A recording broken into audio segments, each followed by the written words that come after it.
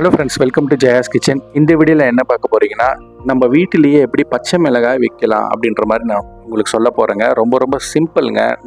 நம்ம கடையில் வாங்குற பச்சை மிளகா நீங்கள் ஒரு 10 ரூபாய்க்கு 5 ரூபாய்க்கு வாங்கிட்டு வரீங்கன்னா அதில் எல்லோஷாக டார்க் ரெட்டாக அந்த மாதிரி ஒரு பழம் இருக்கும். அதாவது நீங்கள் பச்சை மிளகா வாங்கும்போது ரொம்ப க்ரீனிஷாக இல்லாமல் பழுத்து மாதிரி நிறையா இருக்கும், 1-2 இருக்கும். அதெல்லாம் அப்படியே கலெக்ட் பண்ணுங்கள். கலெக்ட் பண்ணி எடுத்துகிட்டு வந்து ஃபஸ்ட்டு நீங்கள் டேரெக்டாக நீங்கள் போட்டிங்கன்னா கண்டிப்பாக வராதுங்க. நிறைய பேர் டேரெக்டாக போட்டு ஃபெயிலியர் ஆகிருக்கும். ஆனால் அந்த மாதிரி பண்ணவே கூடாது. ஏன்னா விதை எப்படி போடணும் அப்படின்றது ஒரு மெத்தட் இருக்குது. நீங்கள் கடையிலலாம் பார்த்தீங்கன்னா, விதை கடையெல்லாம் பார்த்தீங்கன்னா நல்லா ட்ரையாக இருக்கும், பாக்கெட் பண்ணியிருப்பாங்க. டேரெக்டாக நீங்கள் பச்சையாக போட்டிங்கன்னா அது என்ன பண்ணுன்னா, அது வெளியே வரத்துக்கான டைம் கிடைக்காம அந்த மண் வந்து என்ன பண்ணுன்னா அரிச்சிடும். மண் வந்து சாப்பிட்டுடும் அந்த விதைங்களை. முடிஞ்சல கையை வந்து க்ளவுஸ் போட்டுக்கோங்க. கையில் டேரெக்டாக நீங்கள் யூஸ் பண்ணாதீங்க, விதை டேமேஜ் ஆகும். கரெக்டாக ஒரு 10 சென்டிமீட்டர் 20 சென்டிமீட்டருக்கு இடைவெளியில் 1-2 ஜாயின் பண்ணி கூட நீங்கள் வைங்க.